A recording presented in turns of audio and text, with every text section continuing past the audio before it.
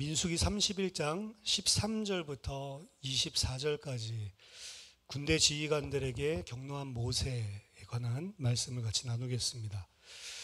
지난주에 우리는 이스라엘이 미디안과 전쟁을 펼쳐서 여호와의 원수를 갚고 미디안의 5 왕들을 다 칼로 처형하고 그리고 발람까지도 죽이고 완전히 대승한 장면을 살펴봤습니다.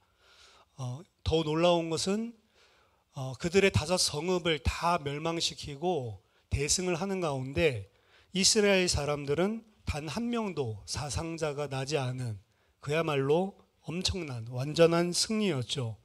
이스라엘 군사들은 이제 미디안의 부녀와 그리고 아이들을 사로잡고 탈취한 모든 재물들 그리고 가축들을 가지고 승리의 귀환을 하고 있었습니다.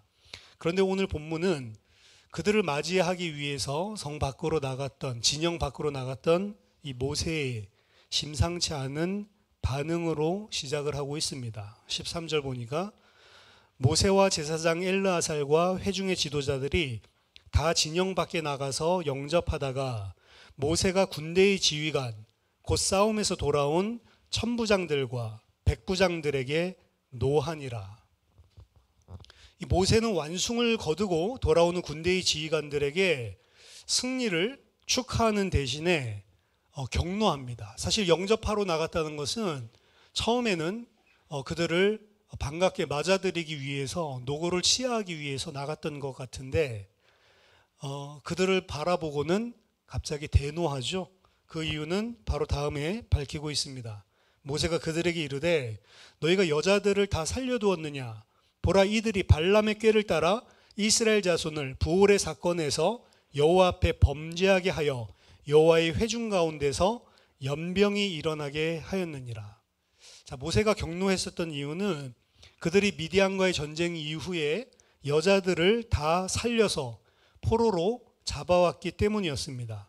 이 여자들은 민수기 25장에서 이스라엘 자손들에게 바알 부올에게 절하도록 유혹했었던 그 동일한 여성들이었죠. 그들의 유혹 때문에 이스라엘 백성들은 우상 숭배에 빠졌고 여호와의 진노로 사실 연병 때문에 24,000명이 하루아침에 죽는 그런 처참한 심판을 맛보게 했었던 그런 동기가 되었던 여인들이었습니다. 그리고 이 여자들이 이스라엘 자손들을 유혹하여 우상에게 절하도록 속였던 것은 사실 오늘 본문에 발람의 꾀를 따랐다, 발람의 계략에 의한 것이다 라는 것을 뒤늦게 밝히고 있습니다. 이번 전쟁은 발람 또한 처형을 당했죠. 근데 발람과 함께 이스라엘 백성들을 우상 숭배하도록 유혹했던 이 여자들은 그대로 살려서 포로로 잡아온 것입니다. 그걸 보고 지금 모세가 극대노하고 있는 거죠. 이스라엘 백성들은 사실 이 유부녀들을 잡아온 것 자체를 대수롭지 않게 생각했었던 것 같습니다. 왜냐하면 당시에 전쟁에서 그렇게 하는 것은 다반사였기 때문에 그렇습니다. 고대 근동지방에서 전쟁에 승리하면 남자들은 당연히 다 죽이지만 아이들과 그리고 부녀들은 본인들이 종으로 부리거나 혹은 또 괜찮은 사람이 있으면 아내로 삼기 위해서 그냥 포로로 잡아오는 것이 당연한 일이었습니다. 그리고 이것은 신명기 20장에서도 하나님께서 이스라엘에게 명령하신 부분에도 나와 있는 내용입니다. 신명기 20장 10절로 14절 읽어드리면 네가 어떤 성읍으로 나아가서 치려할 때 전쟁을 하려고 한다면 그 성읍에 먼저 화평을 선언해라.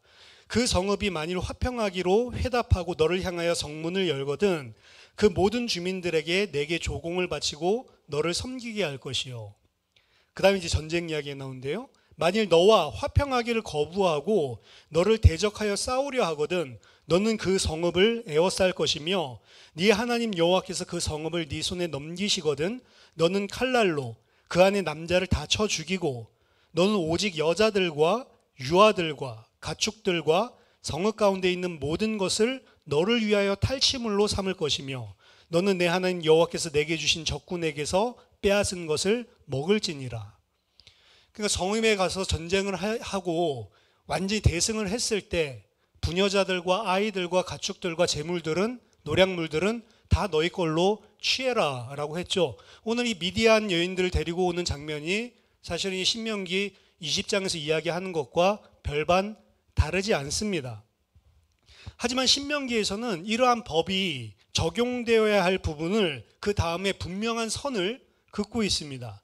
신명기 20장 15절로 17절 보면 네가 내게서 멀리 떠난 성읍들 곧 이 민족들에게 속하지 아니한 성읍들에게는 이같이 행하려니와. 지금 이 법은 어디에 적용되는 거냐면 멀리 있는 성읍들과 전쟁할 때에 통용되는 겁니다. 오직 네 하나님 여호와께서 내게 기업으로 주시는 이 민족들의 성읍에서는 호흡 있는 자를 하나도 살리지 말지니 곧 헷 족속과 아모리 족속과 가나안 족속과 브리스 족속과 히위 족속과 여부스 족속을 네가 진멸하되 내 하나님 여호와께서 네게 명령하신 대로 하라. 가나안 땅에 속해 있는 족속들을 칠 때에는 지금 이게 적용되지 않습니다. 가나안은 그냥 다 진멸이에요. 아이건 여자건 남자건 상관없이, 그리고 그 재물들도 헤렘 전부 다 하나님께 바친 것이 돼서 싹 다 불사르고 거기서 재물적인 이득도 취하는 게 없습니다. 그래서 여리고 사건도 보면 여리고를 승리하고 난 이후에 하나님께서 물론 라합을 약속하신 대로 라합만 살려주셨지만 그 안에 있는 성읍들 전부 다 멸하고 가축들도 다 죽이고 그리고 거기에 있는 재물도 하나도 취하지 않죠. 근데 아간이 몰래 재물 취했다가 나중에 아이성에서 대패하게 되는 원인을 제공하는 모습을 볼 수 있습니다. 가나안 전쟁할 때는 이게 전혀 먹히지 않는 겁니다. 가나안은 무조건 다 헤렘으로 전부 다 진멸하도록 했습니다. 왜 그렇게 해야 되냐? 그렇게 하는 기준이 뭐냐? 가나안 안에 있는 성읍과 가나안 밖에 있는 멀리 있는 성읍들을 칠 때 구분을 따로 뒀단 말이죠. 그 이유는 신명기 20장 18절에 이는 그들이 그 신들에게 행하는 모든 가증한 일을 너희에게 가르쳐 본받게 하여 너희가 너희의 하나님 여호와께 범죄하게 할까 함이니라. 이게 이유입니다. 가나안에 본인들이 거주를 해야 되는데 이 사람들 어떤 사람? 우상 숭배하는 사람들이죠. 그 사람들의 우상 숭배하는 삶이 너희들을 그들과 동일하게 꿰어서 함께 우상 숭배 죄에 빠지게 할 가능성을 제거하기 위한 것이 목적이었습니다. 그렇기 때문에 기준은 이스라엘 백성들을 유혹해서 우상 숭배에 빠지게 할, 여호와를 배반하게 만들, 범죄하게 만들 만한 것들을 다 제거해야 된다라고 하는 게 가장 중요한 핵심 포인트죠. 오늘 여호와의 원수를 갚기 위해서 성전, 거룩한 전쟁을 펼쳤던 대적 미디안은 바로 정확하게 이 죄를 짓도록 만든 자들이었고요. 그 여자들은 그들을 유혹해서 적극적으로 이 죄에 동참시켰던 자들이었습니다. 얼마 전에 바로 이러한 죄를 짓게 만들었고 그 죄로 말미암아 2만 4천 명이 죽고 그리고 여호와께서 진노하시는 일이 벌어졌던 그 장본인들이죠. 그런데도 불구하고 이에 대한 경각심이 이스라엘 지휘자들에게 없었다는 것입니다. 그들은 단순하게 일반적인 전쟁의 승리에서 취하는 전리품으로만 미디안 여인들을 생각했고 그들을 다시 진중으로 끌어들이고 있는 거죠. 사실 그들이 이렇게 한 것은 지난주에 우리가 살펴봤지만 이건 성전, 거룩한 전쟁이고 여호와의 원수를 갚는 것이고 심판의 행위로 사실을 행한 것인데 지금 이 미디안과 행한 전쟁의 의미를 정확하게 모르고 있었다는 데 이 지휘관들의 문제가 있는 것입니다. 일반 병사들은 모를 수 있지만 지휘관들은 알아야 되거든요. 그래야 지도할 수 있을 건데 이 사람들도 전혀 의미를 몰랐다는 거죠. 그래서 이 모세가 그 지휘관들에게 오늘 크게 화를 내고 있는 겁니다. 그러므로 아이들 중에서 17절 남자는 다 죽이고 남자와 동침하여 사내를 아는 여자도 다 죽이고 남자와 동침하지 아니하여 사내를 알지 못하는 여자들은 다 너희를 위하여 살려둘 것이니라. 아이들이라도 남자는 다 죽여라. 이건 무슨 말이죠? 씨를 말려버려라 라고 하는 겁니다. 그 씨는 무슨 씨냐? 미디안 족속의 씨를 말하는 게 아니고 우상숭배의 씨를 말려버리라 라고 이야기하는 겁니다. 그리고 미디안 이스라엘을 미혹했었던 이 미디안의 여인들, 여기 보면 그냥 결혼한 여자라고 표현하지 않고 남자와 동침하여 사내를 아는 여자라고 표현하고 있죠. 그렇게 표현한 이유는 우상숭배하는 자들이란 말이에요. 우상숭배할 때 그들이 그렇게 했다고 했죠. 그러니까 우상숭배하는 여자들을 싹 다 제거해라 라고 하는 거죠. 그래서 우상숭배의 씨를 싹 다 제거하라고 오늘 명령합니다. 단 가나안 족속들은 아니에요. 이 사람들은 지금 가나안 아직 바깥이죠. 가나안 족속들과는 달리 사내를 아직 알지 못하는, 우상숭배하지 않은, 영적으로 본다면 그 여자들은 종으로 취하든지 혹은 아내로 삼든지 너희를 위하여 살려두라 라고 이야기를 합니다. 현대인의 눈으로 본다면 오늘 본문은 상당히 비판을 많이 받고 어떻게 이렇게 잔인할 수가 있냐라고 이야기를 하는 본문입니다. 어떻게 전쟁 포로들을, 그것도 아이들과 힘없는 여자들을 싹 다 죽이라고 하나님이 할 수 있냐, 어떻게 이렇게 잔인하냐라고 생각하는 거죠. 하지만 사내를 알지 못하는 여자들을 다 살려두라고 명령한 것을 근거한다면 이것은 그냥 잔인하기 때문에 다 죽여라 이 이야기가 아니고, 이스라엘 백성들을 우상 숭배로부터 보호할 수 있는 유일한 길이기 때문에 하나님께서 명령하시는 것이고, 하나님께서 그 범죄의 유혹을 끊어내기 위해서 하나님께서 제거해 주신 것에 포커스가 있다라는 것을 우리가 알 수 있습니다.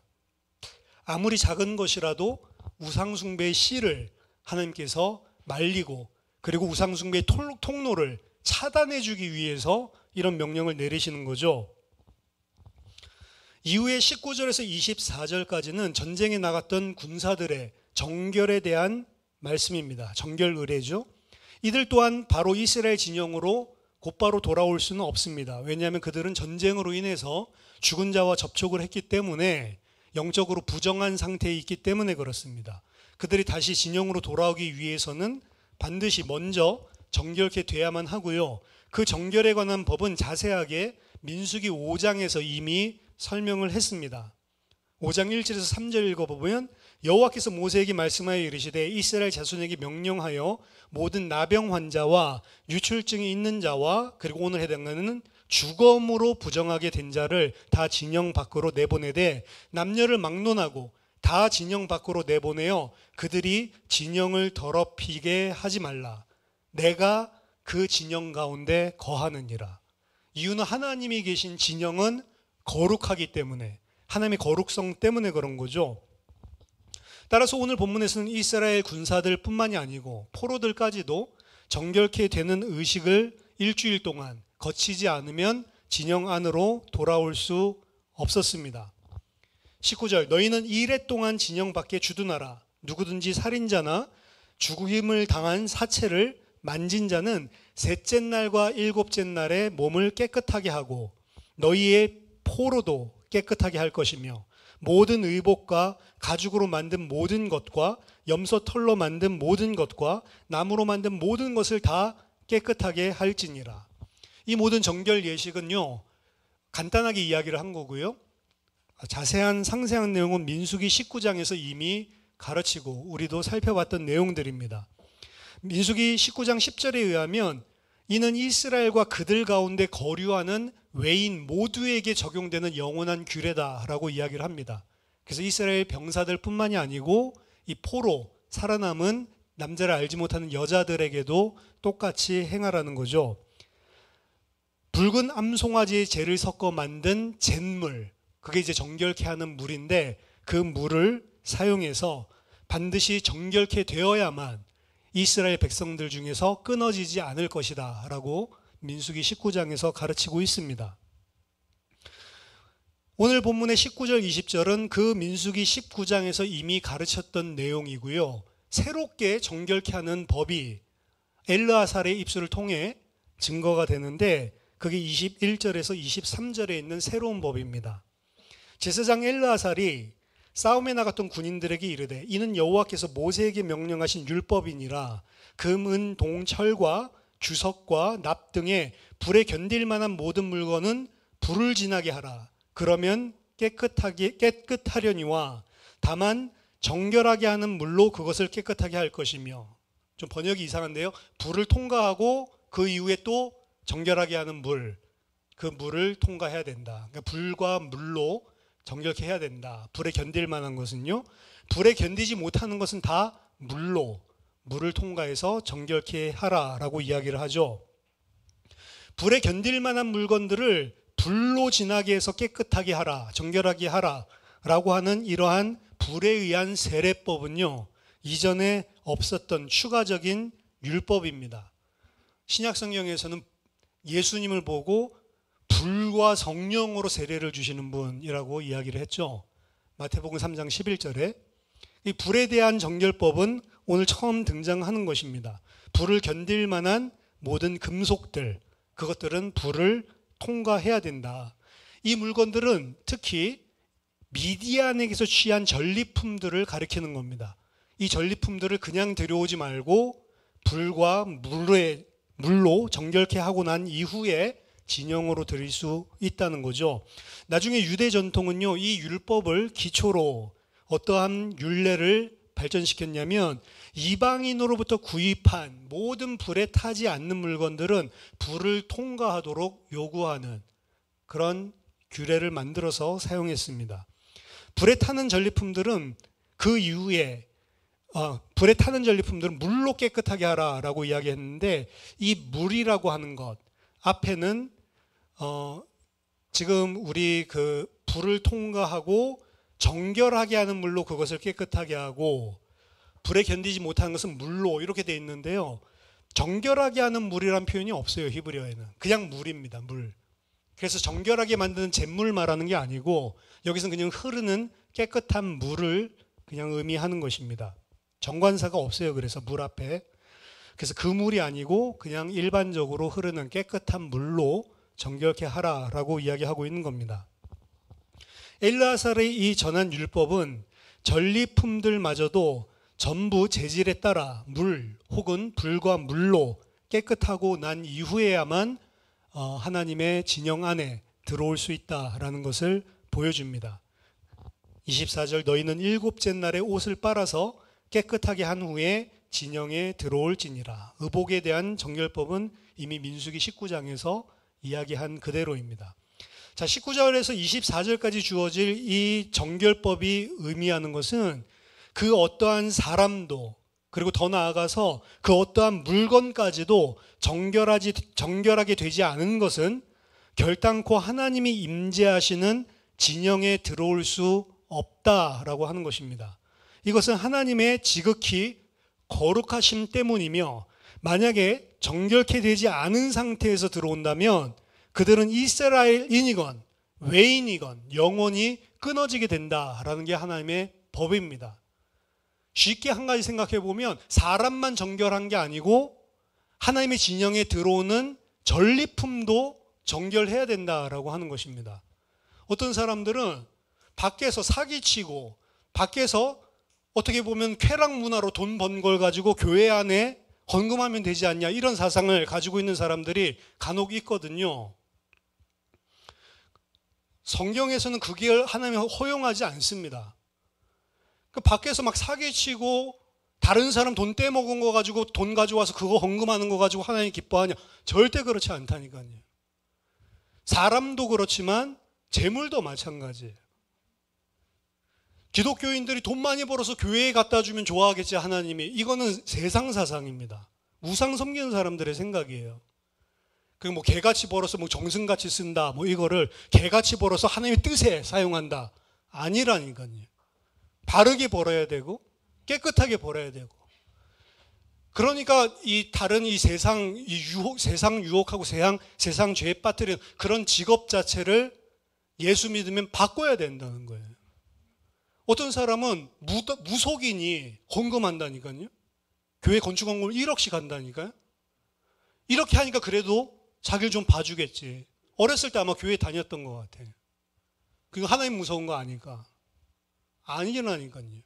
그거 하면 그 죄가 용서됩니까? 그 돈까지도, 헌금한 것까지도 하나님 봤을 때는 부정한 것이고 하나님의 영광을 더럽히는 거라니까요. 그렇죠? 우리 정직하게 벌고 정직하게 번 거 가지고 하나님께 예물을 드려야 되는 거지.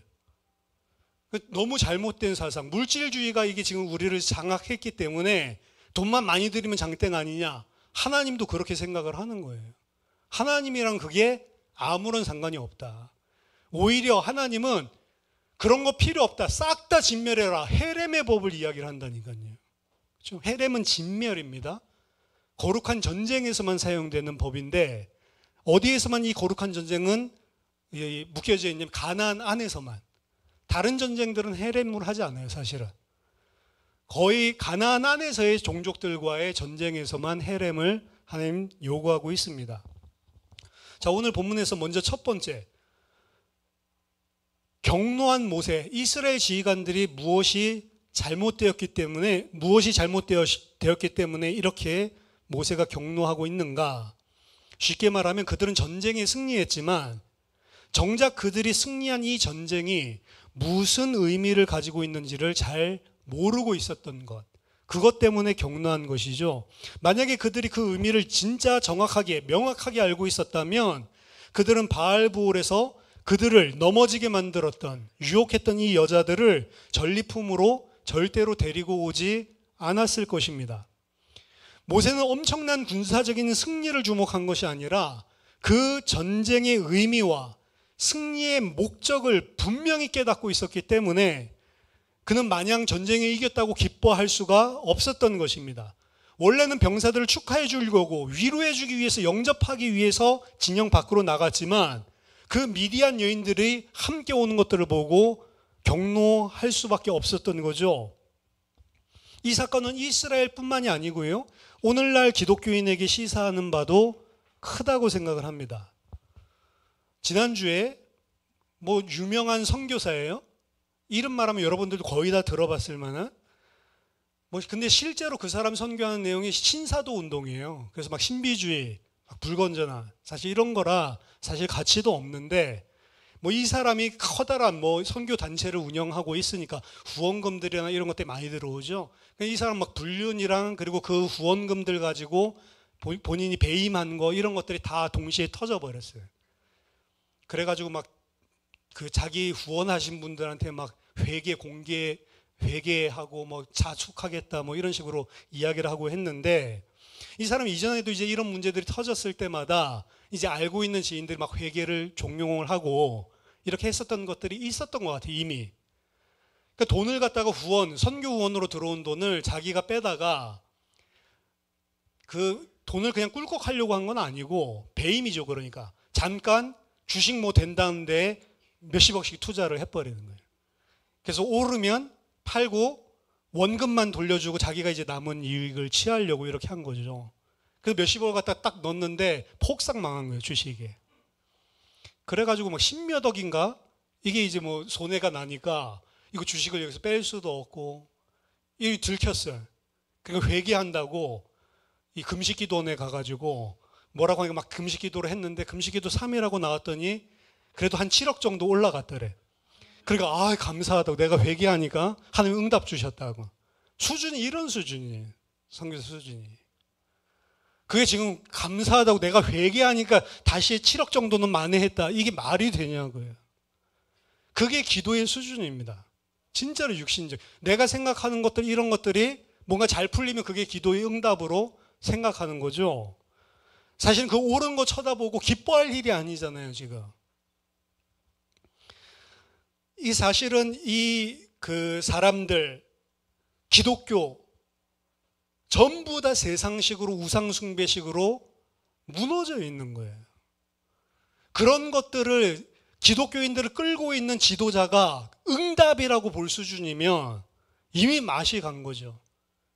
그 지도자가 그런데 그 아래서 배우고 신앙을 따라오고 있는 사람들은 그런 수준 아니겠습니까?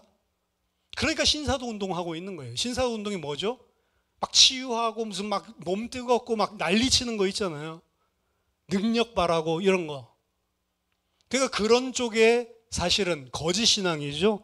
가짜 운동들을, 가짜 선교, 가짜 복음 운동들을 하고 있는 민낯이 드러났을 뿐입니다.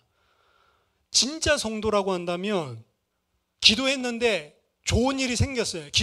좋은 일 생긴 것 때문에 혹은 내가 원하는 것, 필요한 것들이 생겼다고 해서 그 응답받았다고 희희낙낙거린다면 진정한 성도가 아닌 거예요. 만약에 좋은 일, 좋은 응답이라고 생각되는 것이 생겼다면 더 중요한 건 뭐냐면 하나님께서 왜 이렇게 하셨는지 이유를 찾아야 되는 거예요. 그리고 하나님께서 이것을 통해서 원하는 게 무엇인지 분별을 하고 인도를 받아야 되는 거예요.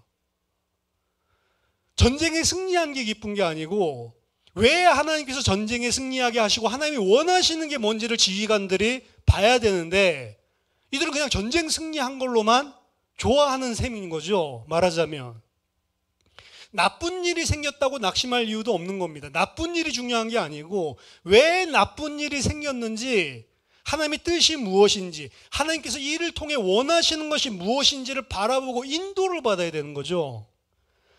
그러면 나쁜 일도 나쁜 일이 아닌 것이고요, 좋은 일도 그 자체로 좋은 일이 아니고 하나님의 사람으로 하나님의 뜻을 따라 계속 살 수가 있는 것인데, 그 좋은 거 좋다고 해가지고 교만해지고 그러다가 또 미끄러지면은 또 막 기도해가지고 그것도 회복되면 그게 응답입니까? 그런 게 아니란 말이죠. 너무 1차원적인 기도가 뭡니까? 내가 원하는 거 받아내는 게 아니란 말입니다. 기도는 내가 원하는 것 하나님께 받아내거나 내가 필요한 것 이루어내거나 이것이 기도가 아니고 하나님이 이 일을 통해서 원하시는 것이 무엇인지 의미를 정확하게 아는 게 기도란 말이에요. 그 의미를 모르는데 받아본들 뭐 할 거냔 말이에요. 전부 다 타락하지. 로또 당첨되는 확률보다 로또 당첨되고 망하지 않을 확률이 더 어렵다면서요. 미국에는 로또 같은 게 막 수백억씩 당첨되거든요. 어떤 데는 하도 올라가지고 막 거의 조대에 이를 때도 있어요. 파워볼 같은 거는. 단숨에 막 거의 1조가 생긴다니까요. 가난한 사람이. 그럼 그 사람이 안 망할 확률이 거의 0%예요. 거의 대부분 그렇게 되면 망한다고요. 이해가 안 되죠, 여러분. 아니, 나 줘보세요. 나는 안 망할 것 같아요. 여러분 다 망합니다. 여러분 대단한 것 같아요? 아니라니까. 망할까봐 그러니까 안 준다고 하나님이. 나 안 그런데 그렇게 생각하죠? 저한테도 안 줄 겁니다. 제가 이 울산에 와가지고 돼지들이 그냥 막 바글바글 나오는 꿈을 꿔가지고 이거 뭐를 사야 되는 건가? 그래서 수암시장 거기 가가지고 5,000원 주고 그 5개 자동으로 그거 찍어주는 거 있잖아요. 그거를 샀다니까. 그래서 이거 진짜 되면 하나님 우리 교회 건축 이렇게 생각. 500원짜리도 안 되더라고. 아무것도 안 돼요. 그냥 싹 다 날려버렸어요. 되면 어떻게 합니까? 목회 그만둘걸요 아마.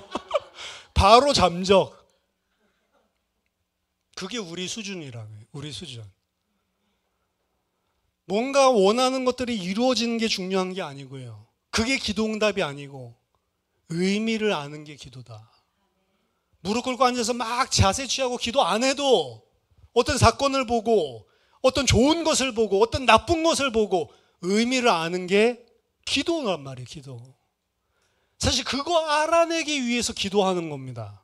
뭘 받아내려고 기도하는 게 아니고, 뭐 다 받아내려고 다 때려치우고 떼쓰려고 기도원 가서 금식 기도합니까? 아까 그 사람처럼 금식 기도했더니 7억 채워졌다. 이제 8억만 더 채워지면 되겠네. 이게 기도예요? 아니잖아요. 오히려 정말 의미를 깨닫고 그런 기도 다 내려놓고 그리고 금식 때려치우는 게 진짜 기도일 수가 있는 겁니다. 이스라엘은 전쟁에서 대승을 거둔 게 중요한 게 아니고요, 하나님께서 왜 이 전쟁을 애초에 하게 했냔 말이에요. 내 원수를 갚으라고 지금 한 거잖아요. 너희들 우상 숭배 깨게 했던 그 씨를 말려버리라고 지금 한 거잖아요. 근데 그 원인, 그 장본인들을 그대로 희희낙낙 포로물로 삼아가지고 데려오고 있는 거 보니까 모세가 보니까 가관인 거죠. 뭐 때문에 니들이 지금 가서 전쟁했는지, 하나님 대승하게 했는지 아직도 모르겠냐. 경로를 했던 것입니다. 진짜를 모르면 응답 받아놓고도 망하게 된단 말이에요. 진짜를 모르면 응답에 도취하고 하나님을 오히려 망각하게 되고 그 응답이 하나님을 대적하게 만드는 죄가 될 수가 있다. 두 번째입니다. 그래서 이 전쟁은 그냥 전쟁이 아니고 하렘은 아니에요. 헤렘은 아니에요. 다 진멸하지는 않았으니까. 그렇지만 이 헤렘에 준하는 성전, 거룩한 전쟁이었다라는 것을 우리가 알 수 있습니다. 하나님의 원수를 갖고 진멸하기 위한 전쟁이었고 그렇기 때문에 이 전쟁은 거룩한 전쟁이었습니다. 성전의 목적은 뭐냐? 아예 우상 숭배하게 만드는 씨를 말려버리는 게 성전의 목적입니다. 그래서 가나안 땅의 백성들 그거 어떻게 하냐? 그거 현대적인 시각으로 보면 안 되는 거예요, 사실은. 오경에서는 이스라엘의 전쟁이라고 해서 모든 것이 다 성전이라고 말하지는 않습니다. 아까 전에 말씀드렸다시피 가나안 바깥에 있는 먼 이웃나라 성읍에 가서 전쟁을 펼칠 때에는 전쟁도 가장 먼저 하지 않죠. 화친을 먼저 평화의 조약을 이야기를 하고 받아들이면 그냥 조공 바치는 수준으로 함께 같이 연합해서 살라고 하는 거고 그러지 않고 너희들 대적하면 그때 전쟁을 펼치는데 다 진멸하지는 않아요, 사실은. 근데 가나안 땅에서는 그렇게 하지 말라고 하는 거죠. 헤렘, 모든 것을 진멸하는 성전은 오직 가나안 정복 전쟁 당시에만 한시적으로 하나님께서 요구하셨던 내용이었습니다. 그리고 하나님께서는 가나안 전쟁에 대해서는 남녀노소, 가축, 재물 모든 것 다 하나도 취하지 말고 싹 다 불살라서 하나님께 바치라라고 이야기를 했고 그 어떤 것도 취하지 말라고 극단적으로 사실은 요구를 했습니다. 그것은 이스라엘이 유혹받을 만한 우상 숭배의 모든 통로를 싹 다 제거해 주시기 위함이었습니다. 하지만 아까 전에도 말씀드렸다시피 그 의미를 알지 못하고 그 중에 일부 재물을 아간 같은 사람들은 취한단 말이죠. 그게 아깝다고 생각하는 것 때문에 하나님께 범죄하고 하나님께 심판받을 것은 두렵지 않고 이 돈이 없으면 어떻게 하지? 요 생각하고 있는 거죠, 아간은. 이스라엘 백성들의 전쟁 정복 역사를 여호수아서부터 살펴보면 그들은 이러한 헤렘을 철저하게 행하지 않았습니다. 힘이 없어서 자기가 분배받은 땅에 민족들을 축출하지 못한 것, 그래도 그것까지는 이해할 수 있는데 힘이 있는데도 안 죽이고 종들로 삼고 그들이 가지고 있는 성읍들, 재물들 취하고 이게 많았거든요. 힘이 없었기 때문에 못 쫓아냈다. 이거는 좋은데 힘이 있어도 안 그렇게 했다. 부역자들로 그냥 삼아버렸다니까. 그리고 나중에 어떻게 되죠? 결국에는 그 사람들이 전부 다 우상 숭배하도록 그들을 유혹하는 그런 고리가 돼서 전부 다 그들과 함께 가나안에서 다른 신을 섬기게 되는 우상 숭배제에 빠지게 되는 것들을 우리가 이스라엘의 역사를 통해서 보게 됩니다. 결국엔 우상 숭배에 동참하게 돼요. 엄밀히 말하면 미디안 전쟁은 헤렘이 요구되는 것은 아니었고 본문에서도 남자 알지 못하는 여자들은 다 살려주고 정결의식을 거치고 난 이후에는 너희를 위하여 종이나 아내로 다 삼을 수 있도록 허락을 했습니다. 하지만 미디안과의 전쟁 또한 이스라엘을 우상 숭배에 끌어들이고 유혹했던 대적들에 대한 하나님의 원수를 갚으라는 그런 전쟁이었고 이스라엘을 우상 숭배에 빠질 수 있게 하는 요인들, 씨를 말리기 위한 것이 가장 중요한 목적이었음을 본문은 모세의 경로를 통해서 알리고 있는 겁니다. 제네바 협약 같은 포로 우대하는 인권적인 보호를 보장하고 있는 현대사회의 눈으로 본다면 너무 잔혹한 것처럼 미개한 것처럼 성전을 바라볼 수 있지만 구약에서 요구한 헤렘은 영적인 의미를 담고 있는 거란 말이에요. 결국에는 그 영적인 의미를 알지 못했기 때문에 그냥 허투루 생각했기 때문에 이스라엘은 결국에는 그 땅에서 멸망당하고 바벨론으로 축출되어지는 그러한 사건이 벌어지게 되는 거죠. 영적인 의미가 중요한 겁니다. 그렇다면 오늘날 교회에도 이 성전 헤렘에서 사실은 영적인 원리를 발견하고 받아야 될 메시지가 있는 거죠. 하나님은 지극히 거룩하시기 때문에 그가 성전 삼고 내주하시는 하나님의 백성들에게 모든 우상숭배의 통로, 우상숭배의 씨를 진멸하라고 말씀하시는 겁니다. 하나님과의 진정한 교제를 그게 방해하고 깨뜨리기 때문에 그러한 요소들을 다 정리하라라고 이야기를 하는 거죠. 그래서 사실은 진짜 기독교인이 되면 내가 불신자 때 같이 지내고 어울리던 사회적인 것도 그렇고요, 인간관계도 그렇고요, 이런 부분들에서 많은 정리들이 일어나는 게 맞는 겁니다. 사실은 그게 하나도 일어나고 있지 않다라고 하는 거는 내가 똑같다라는 거예요. 그리고 그것은 내가 신앙인으로 성장하지 못하도록 계속 발목 잡는 일을 합니다. 그래서 진정한 기독교인들은 사실은 우상숭배에 대한 경각심을 철저하게 가졌고요.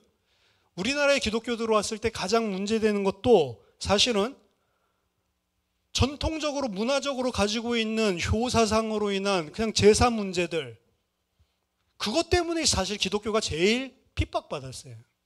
집안에서 제사 지내야 되는데 기독교인 되면 이건 우상숭배다 라고 해서 제사 안 지내잖아요.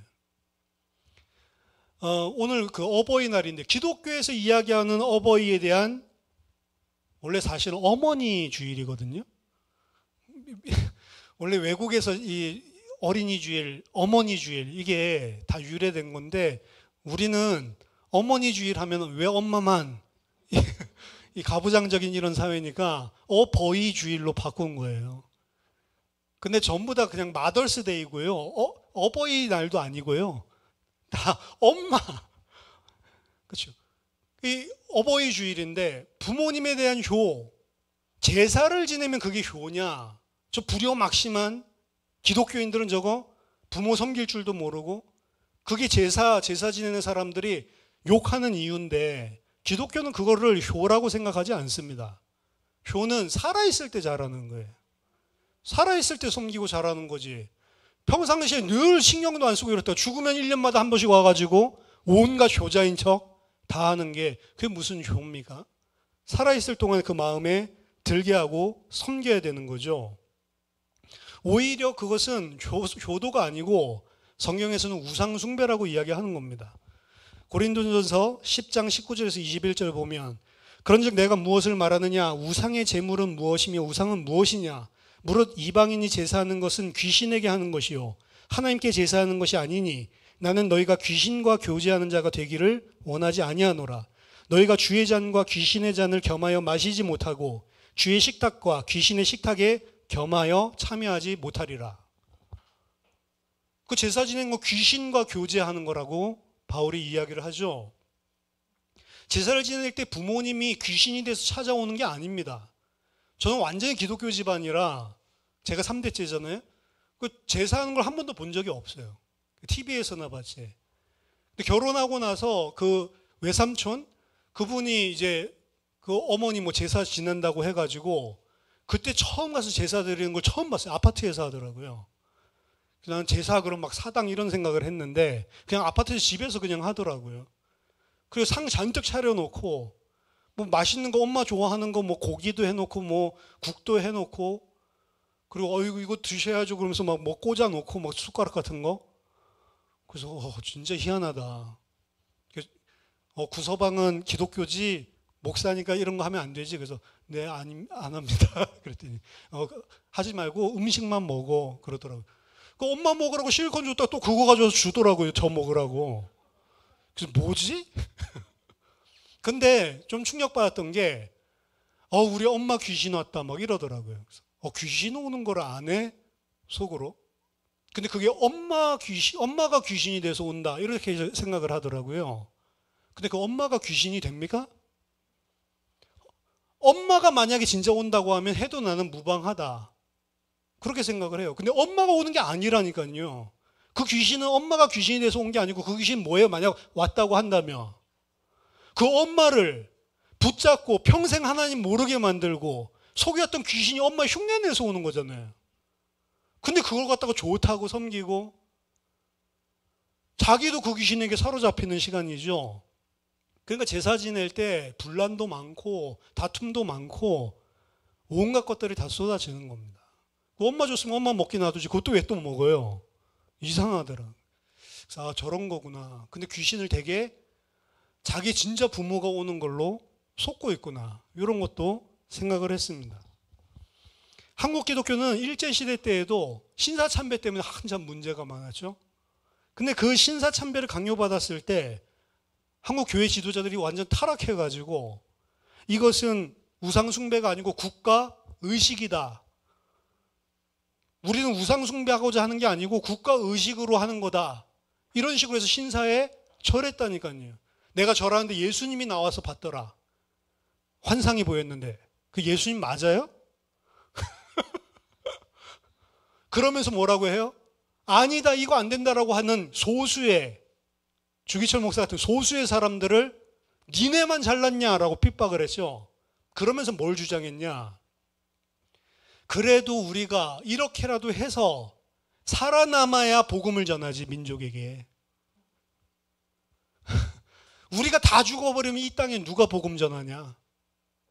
이러면서 자기 자신들은 복음을 위해서 어쩔 수 없이 이런 신사참배도 한다라고 포장을 했다. 그런 사람들이 지금 기독교 뿌리에 남아있어요, 우리나라가 아직도.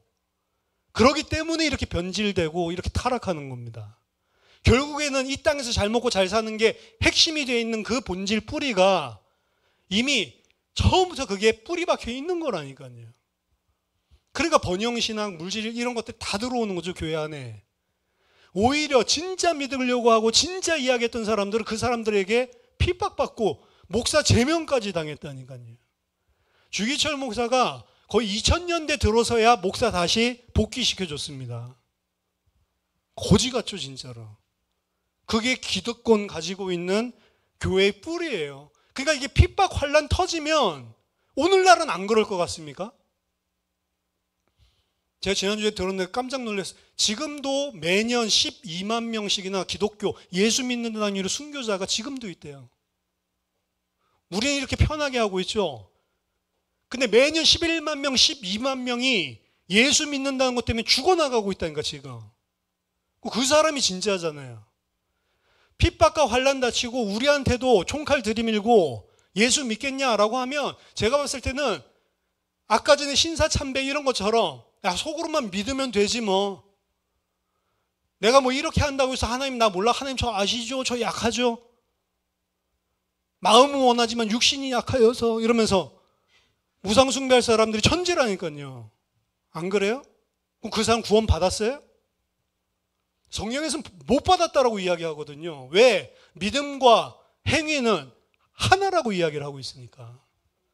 육신이 약해서 못하는 게 아니고 그 육신이 약한 거는 자지 말고 나를 위해서 기도하라라고 했는데 너무 졸려가서 잔 거를 그 육신이 약하다고 이야기하는 거지 우상숭배 육신이 약해서 이게 아니란 말이에요. 진짜로 복음이 진짜로 진리가 있는 사람은 죽어도 평상시에 정신 못 차려도 총칼 들어오고 핍박 들어오면 정신 바짝 차리고 죽일 테면 죽여라 라고 하고 죽는 게 맞는 거예요. 그래서 이 땅에 진짜 기독교가 회복되려면 두 가지밖에 없다고 이야기합니다. 하나는 로마 시대처럼 대대적인 핍박과 환란이 일어나야 기독교가 똑바로 된다. 왜? 그래야 가짜 다 떨어져 나가고 숨어들더라도 진짜들만 뭉치고 진짜들만 신앙생활하고 이 사람들의 진짜 신앙생활할 때 복음이 그 사람들 통해서 전파되는 방향으로 진짜들끼리만 모이면 더 잘 된다는 거예요. 오히려. 그러니까 북한에서 내려온 그런 기독교인이 한국에서 맨날 이 북한 동포를 놓고 막 기도하고 이런 거 보면 기도하지 말라고 하지. 너희들이나 똑바로 하라고. 위에는 잘 믿고 있으니까. 지네들이 지금 이상하게 막 다 물질 중심으로 이상한 신앙생활을 하고 있으면서 거기는 잡아 죽는 한이 있어도 진짜로 잘 믿고 있으니까 소수라도 거기 위해서 기도할 게 아니라 니네들 위해서 기도해라. 북한에 잘 믿는 사람 위해서 기도하지 말고. 오히려 신사 참배하고 살아남았던 그 타협했던 인간들 통해서 복음이 증거된 게 아니라요. 주기철 목사 같이 그냥 죽겠다 일삭하고 그 사람 때문에 복음이 전파됐다고 봐야 되는 겁니다. 더 중요한 것은 제사나 신사참배만 우상숭배가 아니라는 겁니다. 이 속에도 같은 원리가 담겨 있지만 이러한 모든 것의 우상숭배의 근원은 탐심이에요. 탐심. 우리는 가문에도 제사도 없고 무슨 형상우상을 깎아다가 절하지도 않기 때문에 우상숭배가 없다, 자유롭다라고 착각할 수 있습니다. 하지만 골로새서 3장 5절에 탐심이 곧 우상숭배라고 성경은 가르치고 있습니다. 그 탐심은 권력욕, 명예욕도 있지만 무엇보다도 사람에게 걸려있는 것이 물욕이거든요. 불신자는 당연히 물욕에 사로잡혀 사는 것이 맞지만 기독교인들도 물욕에 사로잡힌 자들이 천지란 말이죠. 그것이 눈에 보이지 않는 우상숭배이고 눈에 보이지 않는 형상에 절하는 것과 영적으로는 똑같은 거예요, 사실은. 욕심 부리지 말아야 됩니다. 결국 이 땅에서 가지고 갈 거 하나도 없어요. 뭐 때문에 그렇게 진짜 쇠가 빠지게 그렇게 하면서 삽니까? 아유, 하나도 안 가져가도 우리 자식한테는 많이 주는데 자식한테 그거 주고 싶습니까? 내가 가지고 가려고 하는 게 아니고 내 자식 새끼한테 물려주려고 그렇게 합니까? 자녀에게 남겨주려고 몸부림치지 마세요. 그거 받아가지고 살 정도의 수준이면 자녀 이미 망한 겁니다. 그거 없어도 살 수 있는 애가 돼야지. 그렇게 키워야지. 진짜 자녀에게 남겨줘야 될 건 신앙을 남겨줘야 되는 거예요. 재산 남겨주고 가다는 자녀를 영적으로 다 죽이는 겁니다. 신앙을 남겨주고 가야 얘가 사는 거죠. 하나님은 하나님의 백성들에게 그 모든 우상숭배의 씨를 말리고 진멸하라라고 이야기를 하고 있는 겁니다. 나에게 있는 우상숭배는 뭐냐? 그거 살펴보고 그것 제거하라고 하는 게 하나님의 본뜻인 거죠. 그래서 이에 대해서 아무런 경각심도 없고 그냥 고대 근동에 있었던 사람들이 하듯이 전쟁 전리품 취하듯이 여자들 데리고 오고 있는 이 지휘관들에게 모세가 정신 차리라고 격노하고 있는 겁니다. 그게 이스라엘 지휘관에게 하는 말이 아니고 우리에게 하고 있는 말씀이라는 거죠. 내게 있는 우상 숭배의 통로 차단하고 우상 숭배의 씨를 다 말려라 라고 말씀하고 있는 겁니다. 마지막 세 번째입니다. 사실 우리는 그 우상 숭배의 씨를 진멸하라고 이야기하고 있지만 못해요, 그거를. 그게 우리의 죄성입니다, 말하자면. 탐심을 버려야 된다, 경계해야 된다, 그리고 그것을 위해 싸워야 된다라고 이야기를 하지만 다 못해요, 사실은. 그게 지금 우리의 상태입니다. 아는데도 그래도 그게 꼭 필요하고 절실하고 그게 우리의 인간의 죄성이란 말이죠. 온전하게 헤렘을 완성하신 분은 그래서 예수 그리스도밖에는 없습니다. 십자가에서 다 이루었다. 테텔레스타이. 뭘 다 이룹니까? 예수 그리스도께서 십자가에서 원수를 무장해제시키고 온전한 헤렘을 이루셨다. 그 그리스도의 헤렘을 통해 만드신 것, 그것이 새하늘과 새 땅입니다. 그래서 그 새하늘과 새 땅은 지금 가나안 땅은 헤렘을 완성하지 못하니까 유혹하는 것들이 남아있어서 그것들에 의해서 또 죄짓잖아요. 근데 새하늘과 새 땅의 특징은 더 이상 유혹하던 마귀의 세력, 사단, 그 어떤 것도 없습니다. 선악과가 없어요, 아예. 그래서 그곳은 죄를 지을 수도 없고 영원히 죽을 수도 없는 곳. 죄를 안 지어야지 이게 아니고 죄를 지을 수가 없는, 죄를 지을 가능성이 없는 곳. 그게 예수님께서 헤렘을 통해 완성해 놓으신 새하늘과 새 땅이거든요. 우리가 헤렘을 할 수 없기 때문에 그리스도께서 대신 십자가에서 헤렘을 이루시고 우리가 새하늘과 새 땅에 들어갈 수 있는 길을 십자가에서 열어놓으신 겁니다. 그리고 우리에게 요구하신 거는 너희들 할 수 없으니 하나만 하라는 거예요. 믿으라는 겁니다. 믿는다는 게 뭐냐? 우상의 죄악에 매여있던 나를 한탄하고 부인하고 십자가를 지고 예수를 따르는 것이 믿는 겁니다. 믿음 따로 따르는 것 따로 아니라 그 따르는 것 그것 자체가 믿음이라고요. 그래서 나를 부인하지 않고는 믿을 수 없는 것이고요. 재물과 하나님을 겸하여 섬길 수 없다라고 이야기하는 겁니다. 둘 중 하나예요, 성경은. 회개하고 돌이켰는데도 잘 안 됩니까? 정상입니다.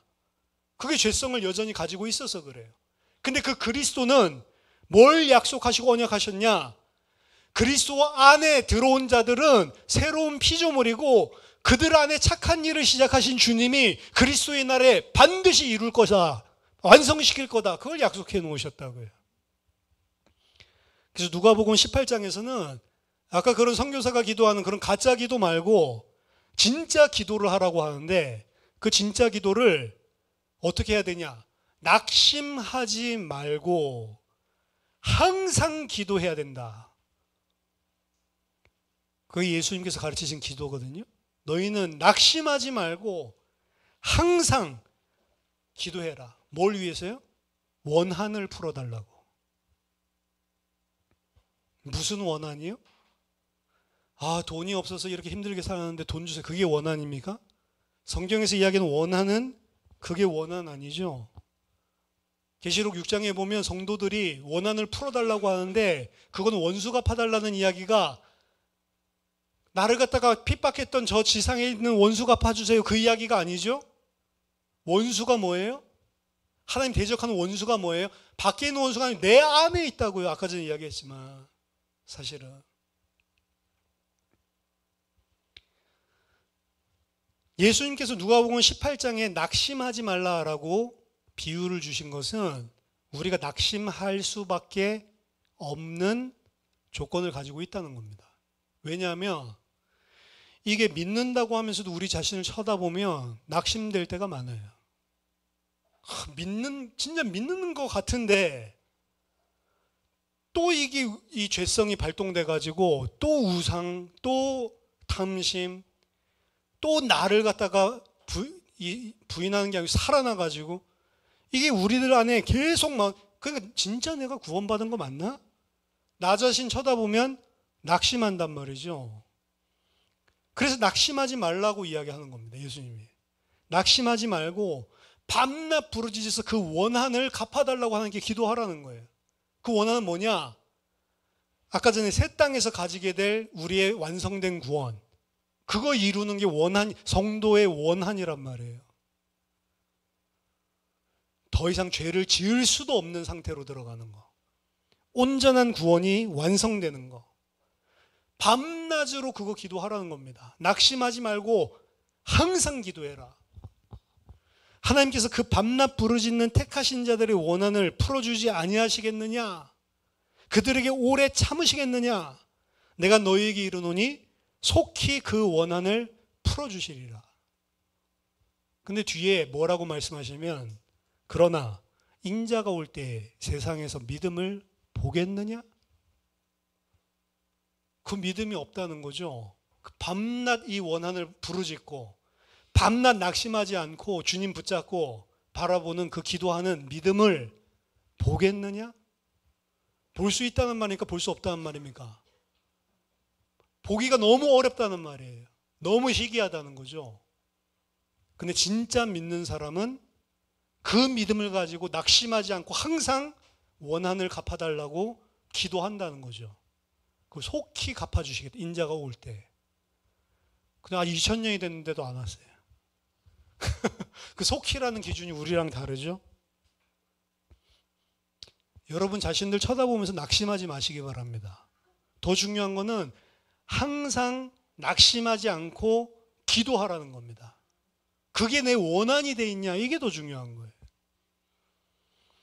낙심하지 말라고 히브리 기자가 권면합니다. 히브리서 12장 12절 13절. 그러므로 피곤한 손과 연약한 무릎을 일으켜 세우고 너희 발을 위하여 곧은 길을 만들어 저는 다리로 하여금 어그러지지 않고 고침을 받게 하라. 피곤하고 연약하지만 다시 일어서라는 이야기죠.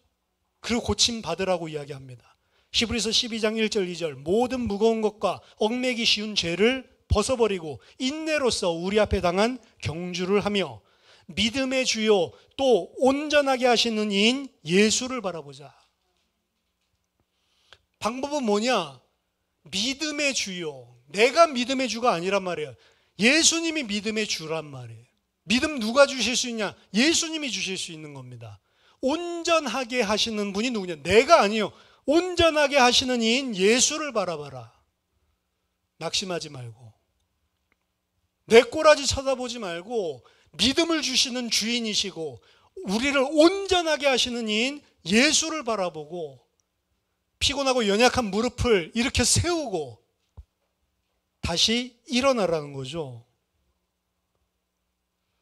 우리가 가지고 있는 우상들과의 싸움은 죽을 때까지 계속입니다, 사실은. 근데 그 싸움을 계속해라 라고 이야기하는 거예요. 왜? 그 싸움을 이미 승리하신 분이 너희 속에 계시기 때문에 낙심하지도 말고 피곤해하지도 말고 그분 쳐다보고 너희는 싸워라 라고 이야기하는 겁니다. 바울이 오늘 그 모세가 경노한 것이 사실 모세의 경노가 아니고 여호와 하나님의 경노가 아닌가 이런 생각이 듭니다. 이스라엘에게만 경노하시는 것이 아니고 만약 우리가 이렇게 깨어있지 않다면 우리를 쳐다보고도 하나님은 경노하신다. 저와 여러분들이 진짜로 의미를 아는 그러한 주의 백성 되고 끝까지 낙심하지 않고 승리하게 되는 성도들 되시기를 예수 그리스도 이름으로 축원합니다. 기도하겠습니다. 살아계신 하나님 아버지, 은혜를 감사드립니다. 우리들에게 말씀이 날마다 우리 속에서 새롭게 하시고 그 말씀이 우리를 눈을 뜨게 하시고 우리를 정신 차리고 경각심을 심어주셔서 하나님 이 땅 살아가는 동안 우리 믿음의 주인이시고 우리를 온전하게 하시는 이 예수를 바라보고 낙심하지도 말고 항상 원한을 위해 기도하며 주의 백성으로 승리하게 하여 주시옵소서. 육신에 매여서 응답 아닌 것을 응답으로 속지 않게 하시고 정말로 하나님께서 원하시는 것이 무엇인지를 좋은 일 속에서도 또한 나쁜 일 속에서도 발견하고 인도받는 신앙인이 되게 하여 주시옵소서. 예수 그리스도 이름으로 기도하옵나이다. 아멘.